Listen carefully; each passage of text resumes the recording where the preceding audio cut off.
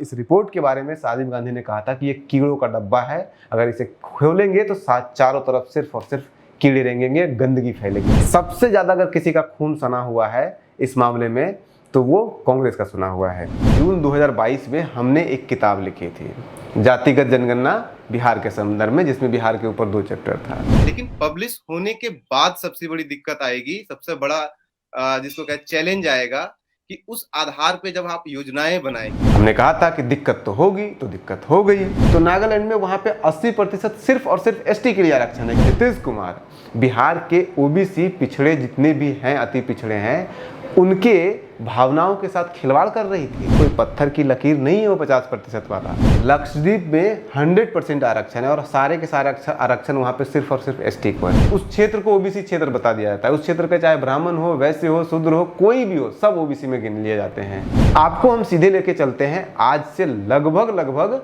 60-65 साल पहले, 1958 का वर्ष था।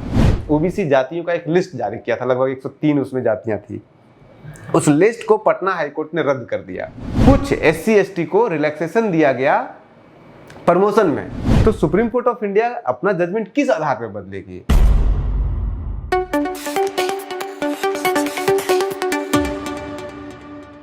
बाईस नवंबर 2023 को बिहार सरकार ने एक फैसला लिया था कि बिहार के अंदर जो आरक्षण की अधिकतम सीमा है उसको बढ़ा करके 75% कर दिया था। 75% के अलावा कई जगह खबरों में आप 65 भी सुन रहे होंगे। 65 इसलिए क्योंकि उसमें 10% जो ईडब्ल्यूएस को आरक्षण दिया जा रहा है, गरीबों को आरक्षण केंद्र सरकार के द्वारा दिया गया था, उसे जोड़ा नहीं जा रहा है। तो अगर आप ईडब्ल्यूएस को जोड़ देते हैं तो 75 है, अगर ईडब्ल्यूएस को नहीं जोड़ते हैं तो 65 है। उसको पटना हाईकोर्ट ने पहले फरवरी में और अब एक दिन पहले सुप्रीम कोर्ट ऑफ इंडिया ने बिहार सरकार के उस फैसले पर रोक लगा दिया, स्टे लगा दिया है। खत्म नहीं किया है अभी उसके ऊपर सुनवाई और भी होगी। तो स्टे लगाने के बाद, उस स्टे को जारी रखने के बाद अब इसके ऊपर लंबी बहस शुरू होगी। इस बहस के परे आज से 2 साल पहले जून 2022 में हमने एक किताब लिखी थी, जातिगत जनगणना बिहार के संदर्भ में, जिसमें बिहार के ऊपर 2 चैप्टर था। उस किताब में हमने साफ साफ ये लिख दिया था कि देखिए, बिहार के अंदर जातिगत जनगणना करवा लेना या गणना करवा लेना बड़ी बात नहीं है। नीतीश कुमार ने जातिगत जनगणना को गणना शब्द बदल दिया, कॉन्स्टिट्यूशनली आप वैलिड हो गए करवाने के लिए, आपने करवा दिया। जातिगत जनगणना के रिपोर्ट को भी आप पब्लिश कर सकते हैं, उसमें भी कोई अड़चन बहुत ज्यादा नहीं था, क्योंकि जिस तरह का पॉलिटिकल कॉम्बिनेशन यहाँ पे था। असल जो सवाल खड़ा होना था वो खड़ा होना था जब आप उस जातिगत जनगणना के रिपोर्ट के आधार पर जब कोई फैसला लेंगे, प्रशासनिक फैसला लेंगे, कोई भी डिसीजन लेगी सरकार, तो उसे संविधान के जो मौलिक अधिकार हैं उसके तहत क्वेश्चन किया जाएगा। फिर बिहार सरकार से पूछा जाएगा कि आप किस आधार पर जातिगत जनगणना करवाए हैं या गणना करवाए हैं, आपको किस हक क्या है आपका, और ये गणना के आधार पर डिसीजन लेने का क्या आपको अधिकार है भी या नहीं है। और वही हुआ है भी। और ये 2 साल पहले हमने अपनी किताब में लिख दिया था। उसके बाद फिर उसी दौरान जब किताब छपा था हमारा, उसी दौरान 1 या 2 दिन पहले हमने कह दिया था कि न्यूज 18 के एक प्रोग्राम में कि सेम बात, कि अभी प्रॉब्लम ये नहीं कि जातिगत जनगणना होगी या नहीं, वो तो होगी और पब्लिश भी होगी, लेकिन पब्लिश होने के बाद असल खेल शुरू होगा। लेकिन पब्लिश होने के बाद सबसे बड़ी दिक्कत आएगी, सबसे बड़ा जिसको कहते चैलेंज आएगा कि उस आधार पे जब आप योजनाएं बनाएंगे, उन योजनाओं को उन संवैधानिक अड़चनों से निकलने के लिए, क्योंकि कोई भी सुप्रीम कोर्ट में, हाई कोर्ट में जाकर के उसको अपील करेगा, और वो खेल शुरू हो गया है। तो हमने सोचा कि आज न्यूज हंटर पर आपको हम थोड़ा सा इतिहास लेकर के, क्योंकि ये पहली बार नहीं हुआ है, जातिगत जनगणना के ऊपर या गणना के ऊपर या गणना के बाद उसको रिपोर्ट पब्लिश करने के ऊपर या फिर रिपोर्ट के आधार पर जो डिसीजन लिए गए हैं उस डिसीजन के ऊपर सवाल खड़ा आज कोई पहली बार नहीं हुआ है। सुप्रीम कोर्ट ऑफ इंडिया या हाई कोर्ट ऑफ किसी भी स्टेट का जो हाई कोर्ट होता है उसके द्वारा वैसे सरकार के डिसीजन के ऊपर स्टे लगने की जो प्रक्रिया है कम से कम तो 60 साल पुरानी है।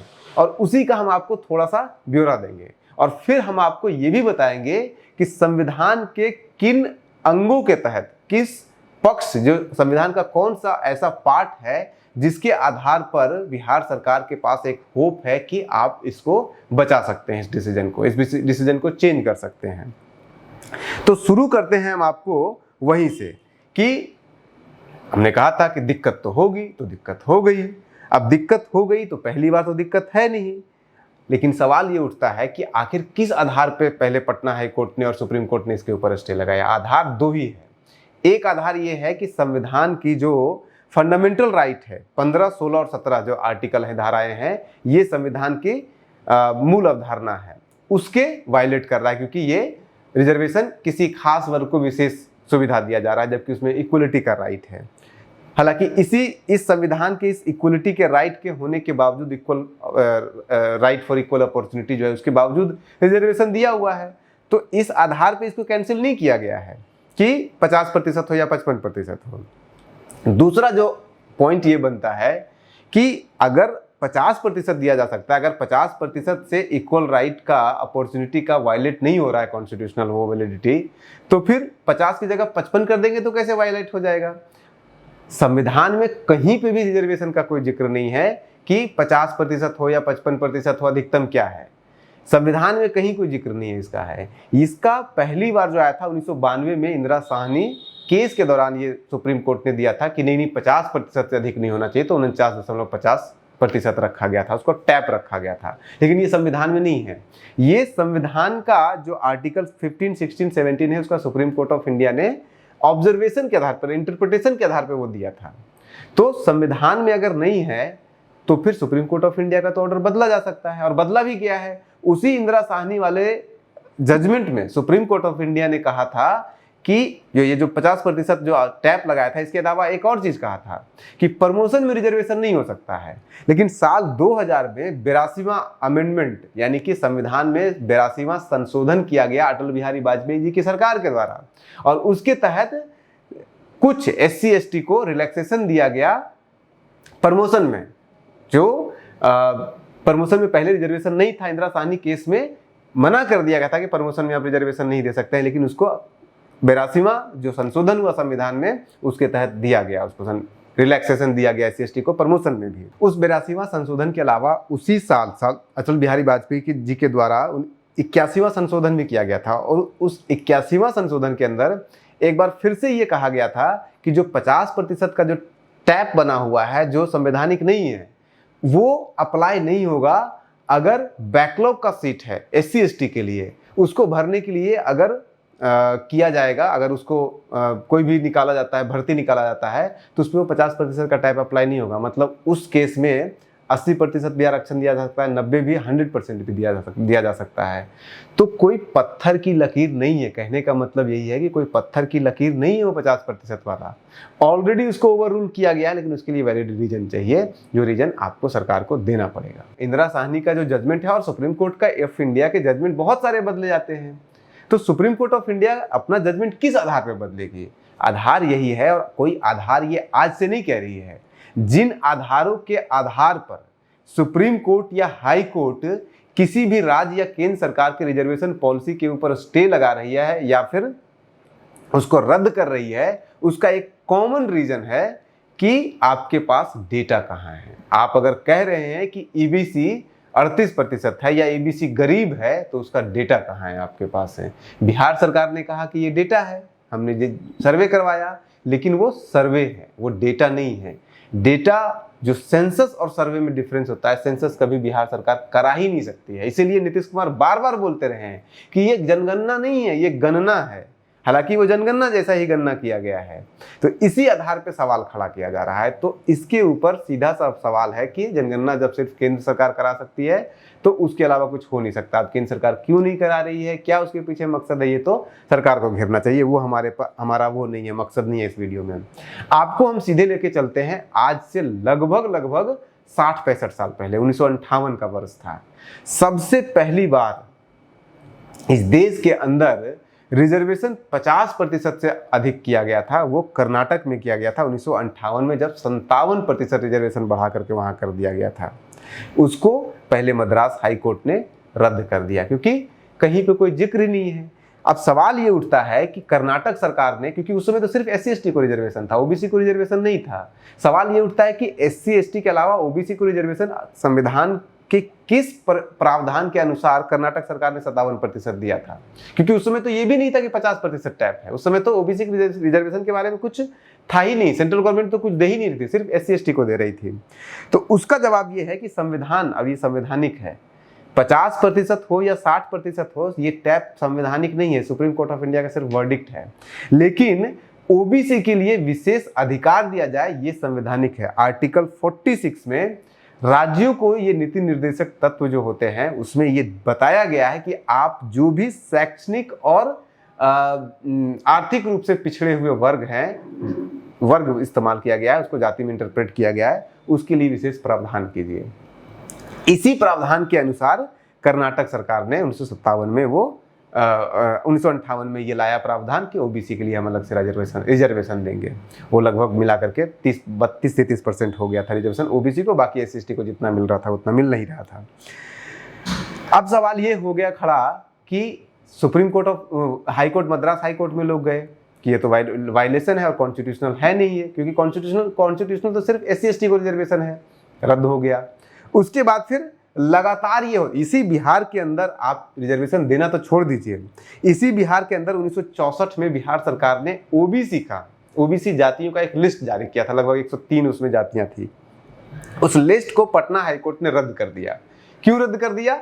इसलिए रद्द कर दिया था क्योंकि बिहार सरकार के पास कोई स्टडी नहीं था, कोई सेंसस नहीं था। बिहार में सारे जितने भी बैकवर्ड कमीशन जो बनाए गए थे वो अनकॉन्स्टिट्यूशनल था, सारे नीति निर्देशक तत्व के तहत हो रहे थे ये सब काम।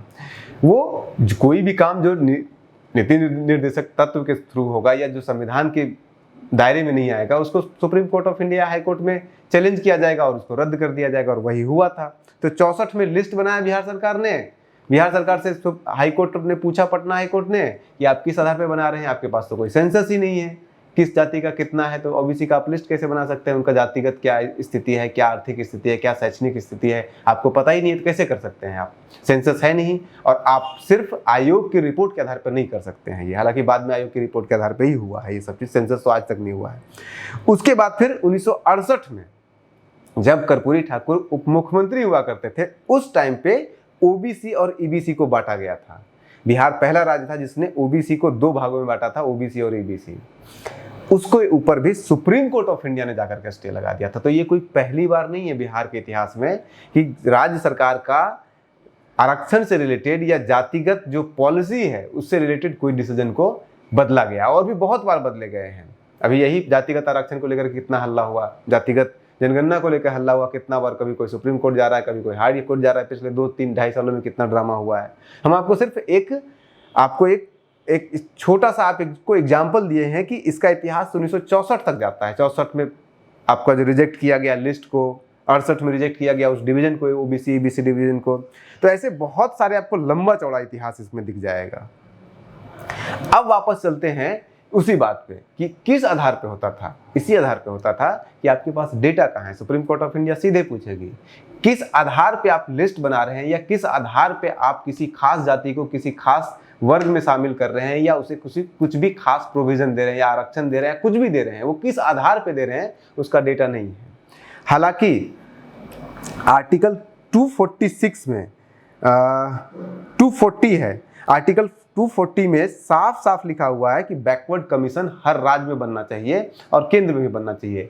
लेकिन यहाँ पे वायलेट अगर हो रहा है रिजर्वेशन बढ़ाने के लिए फंडामेंटल राइट पे, तो साल भर के अंदर 6 महीने के अंदर सारे डिसीजन हो जाते हैं, supreme court of India active हो जाती है, सारे लोग एक्टिव हो जाते हैं, तुरंत उसको रद्द करा दिया जाता है। लेकिन संविधान के अंदर जो प्रोविजन किया गया है 340 धारा संख्या 340 में, उसमें साफ साफ ये कहा गया है कि आपको हर राज्य में बैकवर्ड कमीशन बनाना है, सेंट्रल गवर्नमेंट में बनाना है। लेकिन 1990 तक राज्य में बैकवर्ड कमीशन को संवैधानिक या केंद्र सरकार के बैकवर्ड कमीशन को संवैधानिक मान्यता नहीं दिया गया, मैंडेटरी नहीं किया। मैंडेटरी किया गया उसके बाद फिर बना है 1990 के दशक के बाद हर जगह। लेकिन बैकवर्ड कमीशन स्टेट गवर्नमेंट बना रही थी, केंद्र सरकार नहीं बना रही थी।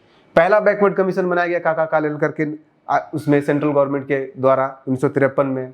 उसने रिपोर्ट तैयार किया, 2 साल के भीतर रिपोर्ट काका कालेलकर ने दे दिया था 1955 में। और 1955 से लेकर के 65 तक 10 सालों तक उस रिपोर्ट को संसद के पटल तक के ऊपर नहीं रखा गया। और 65 में जब रखा गया तो उसको रिजेक्ट कर दिया गया। फिर उसके बाद अगला जब रिजेक्ट कर दिया गया तो नया बैकवर्ड कमीशन, अगर कुछ कमी है और उसमें कहा गया कि काका कालेलकर के रिपोर्ट में बहुत सारी कमियां हैं तो नया आप रिपोर्ट बनवाइए या नया आयोग बनवाइए। लेकिन उस नए आयोग को बनने में अगले 13 साल हो गए। 65 से लेकर के अगला आयोग बनता है 78 में मंडल कमीशन, और मंडल उससे पहले बिहार में बहुत सारे हर राज्य में बन चुके हैं। मुंगेरी लाल कमीशन बिहार में ऑलरेडी पहले बन चुका था और हर राज्य में बनाया 5, 7, 8 बैकवर्ड कमीशन बन चुके हैं, लेकिन उसको संवैधानिक मान्यता नहीं दी गई थी। रिपोर्ट अब फिर से देखिए, 1978 में जनता पार्टी नॉन कांग्रेस की सरकार। इस बात को ध्यान रखिएगा कि कांग्रेस आज जितना चिल्ला रही है इस मामले पे, सबसे ज्यादा अगर किसी का खून सना हुआ है इस मामले में तो वो कांग्रेस का सुना हुआ है। पहला रिपोर्ट पब्लिश होता है, 2 साल में रिपोर्ट पब्लिश कर दे दिया जाता है, संसद में रखने में 10 साल लगता है और उसके बाद उसको रिजेक्ट कर दिया जाता है। दूसरा रिपोर्ट बनाया जाता है, आयोग का गठन किया जाता है, किसके द्वारा? जनता पार्टी की सरकार के द्वारा।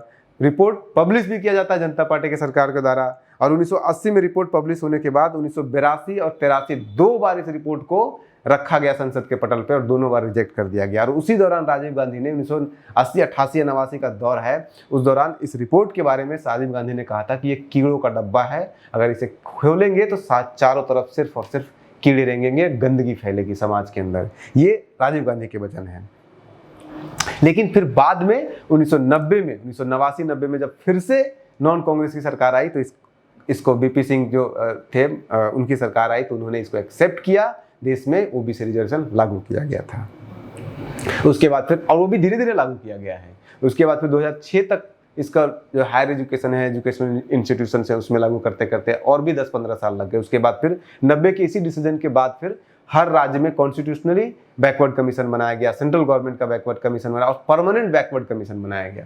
लेकिन उस बैकवर्ड कमीशन को भी अभी तक स्टेट के बैकवर्ड कमीशन को अधिकार नहीं दिया गया है कि वो कोई भी प्रोविजन ले सके, और बिहार सरकार ने लिया, देखिए इसको बंद कर दिया गया, इसको खत्म कर दिया गया है। अब सवाल ये उठता है कि क्या ऐसे ही चलता रहेगा? क्या राज्य सरकारें, क्योंकि इसके पहले भी राज्य सरकारें बहुत बार प्रयास कर चुकी है बढ़ाने का, क्या ऐसे ही चलते रहेगा कि राज्य सरकार रिजर्वेशन बढ़ाएगी, केंद्र सरकार या फिर सुप्रीम कोर्ट ऑफ इंडिया या फिर हाई कोर्ट किसी भी स्टेट का उसको रद्द कर देगी? इसके उपाय कुछ नहीं है क्या? उपाय हैं, बहुत सारे उपाय हैं, और उसी उपाय के तहत अगर आप देखेंगे तो बहुत सारे हिंदुस्तान में ऐसे राज्य हैं अभी भी जहां पे 50% से ज्यादा आरक्षण ऑलरेडी मिल रहा है उनको। ईबीसी मिला दीजिएगा तो 60% से ज्यादा उनको आरक्षण मिल रहा है। तो अगर वहां पे मिल रहा है तो फिर यहाँ पे क्यों नहीं मिल सकता है भाई? जब कुछ राज्यों में मिल रहा है तो यहाँ पे भी तो दिया ही जा सकता है। अब जैसे एग्जाम्पल के तौर पे अगर आप उठाइएगा तो इसी देश के लक्षद्वीप में 100% आरक्षण है और सारे के सारे आरक्षण वहाँ पे सिर्फ और सिर्फ एसटी को है, टोटल आरक्षित है वहाँ पे एसटी का, जबकि वहाँ पे एसटी का पॉपुलेशन कितना है? 95%। तो एक स्ट्रॉन्ग रीजन है, 95% अगर एसटी है और वहाँ पे प्रोटेक्टेड कम्युनिटी है तो उसको तो देना ही पड़ेगा। उसी तरह से आप देख लीजिए कि सिक्किम में 85% आरक्षण है और उस 85% आरक्षण में 18% एसटी को है, जबकि एसटी का पॉपुलेशन वहां पे 33% है। 27% आरक्षण वहां पे एससी को है और वहां पे 17% पॉपुलेशन एससी का है। तो आपको स्ट्रॉन्ग ऐसी, मतलब पूरा लिस्ट है, आप पूरा लिस्ट देख लीजिए, आप यहाँ पे पड़ा हुआ है, किसी भी स्टेट में चले जाइए, हर स्टेट में आपको दिखेगा। आप टोटल अगर आप देखते ईडब्ल्यूएस मिला करके आप देखिएगा तो सिक्किम में 85% है, अरुणाचल में 80 है, मेघालय में आपका 80 है, मिजोरम में भी 80 है, नागालैंड में भी 80 है, बिहार में 75 हुआ है, छत्तीसगढ़ में 69 है, तमिलनाडु में 69 है, कर्नाटक में 66 है, राजस्थान में 64 है।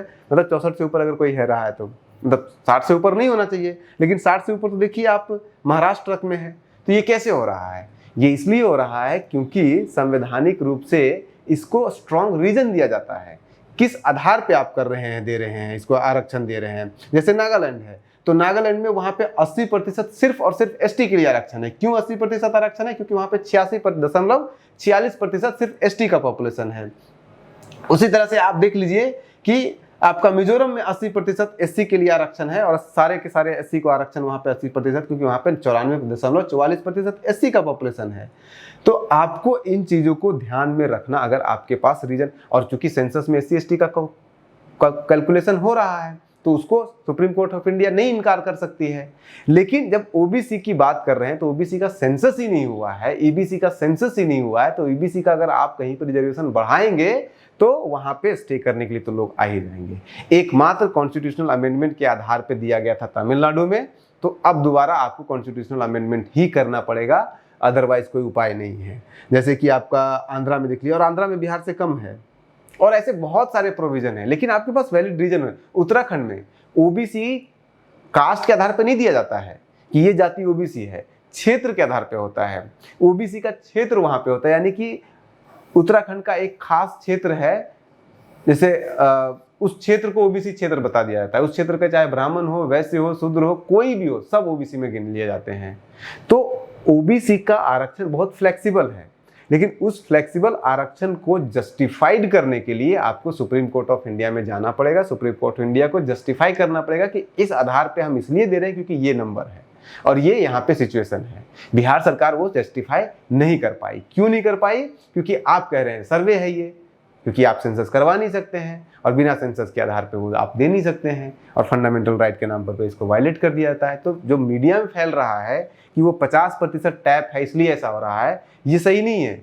वो 50% टैप एक कारण है, लेकिन उस 50% टैप को क्रॉस किया जा सकता है, और कई बार क्रॉस बिहार हिंदुस्तान के इतिहास में कई बार हो चुका है, आज भी क्रॉस हुआ पड़ा है। लेकिन उसको क्रॉस करने के लिए आपके पास वैलिड रीजन होना चाहिए, और वैलिड रीजन को जस्टिफाई करने के लिए आपके पास डेटा होना चाहिए, और उस डेटा तभी आएगा जब आप कास्ट सेंसस करवाएंगे। क्योंकि कास्ट सेंसस अगर कोई भी राज्य सरकार करवाएगी तो वो वैलिड नहीं होगा, वो कॉन्स्टिट्यूशनल नहीं होगा, संवैधानिक नहीं होगा, और उस पर रद्द कर दिया जाएगा। और यही हुआ है। लेकिन फिर सवाल ये भी उठता है कि आखिर अगर आज संविधान के according supreme court of India कह रहा है कि ये कॉन्स्टिट्यूशनल प्रोविजन नहीं है, आपको वैलिड रीजन देना पड़ेगा, तो जो धारा 1946 के अंदर जो स्टेट के नीति निर्देशक तत्व में ये प्रोविजन दिया गया है, ये निर्देश दिया गया है राज्यों को कि आप इनके उत्थान के लिए कुछ काम कीजिए, कुछ विशेष उपाय कीजिए, और जब विशेष उपाय किया जा रहा है तो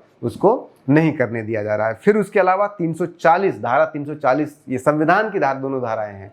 धारा 340 के अंदर जब राज्य सरकार को ये पूरे हिंदुस्तान के सरकार को और राज्य सरकार को ये कहा गया था कि आपको हर अपने अपने राज्य में बैकवर्ड कमीशन बनाना है, उसका कॉन्स्टिट्यूशनल वैलिडिटी है।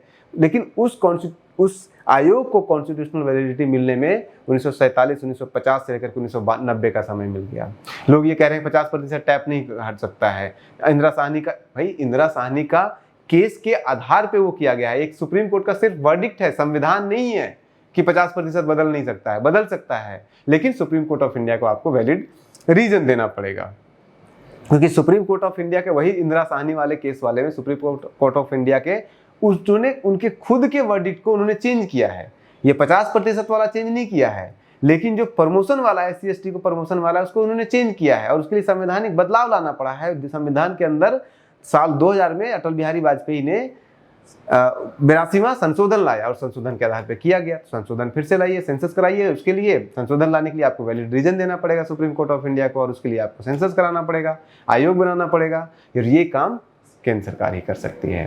अब सवाल ये उठता है इन सब के बीच कि अगर ये संवैधानिक अड़चन के बारे में पता था नीतीश कुमार को, जो कि हमें भी लगता है, क्योंकि हमें जब पता है तो नीतीश कुमार को क्यों नहीं पता होगा? उनके पास तो इतने सारे IAS IPS बड़े बड़े अधिकारी लोग हैं, पढ़े लिखे लोग होने चाहिए, जैसा हमारा विश्वास है, तो उनको तो पता होगा। तो अगर उन्हें पता था ये सारी चीजें कि ये सारी अड़चन आने वाली है, तो फिर बिहार में ये ड्रामा क्यों लगवाया गया? इस रिजर्वेशन के नाम पे, या जातिगत जनगणना करवाने के नाम पे, जातिगत जनगणना का रिपोर्ट पब्लिश करने के नाम पे, क्या बिहार सरकार या फिर नीतीश सरकार या नीतीश कुमार बिहार के OBC पिछड़े जितने भी हैं, अति पिछड़े हैं, उनके भावनाओं के साथ खिलवाड़ कर रही थी, उनके साथ खेल रही थी कि देखो हम तुम्हारे ऊपर राजनीति करते हैं? क्योंकि आपको पता था कि ये आप नहीं कर सकते हैं, क्योंकि संवैधानिक रूप से आप नहीं कर सकते हैं। और आज से नहीं, 1964 से लेकर के 1957 में, 1958 में कर्नाटक सरकार ये काम कर चुकी है, और तब से लेकर के आज तक एक भी राज्य सरकार इसमें सक्सेसफुल नहीं हुई है, अनटिल एंड अनलेस कि आप वैलिड रीजन दें, और वैलिड रीजन आपके पास नहीं था। आप सर्वे के आधार पर इस तरह के बदलाव नहीं कर सकते हैं। सेंसस के आधार पर बदलाव हो सकता है, उसके लिए सेंट्रल गवर्नमेंट को पिच करना पड़ेगा, आना पड़ेगा। तो सब ये जवाब तो नीतीश कुमार देंगे, लेकिन हमारा मकसद था कि आपको इसके उन पहलुओं को आपको बताएं जो पहलू कहीं न कहीं मीडिया में मिसिंग दिख रहा है इस पूरे प्रकरण में। बने रहिए न्यूज़ हंटर के साथ। नमस्कार।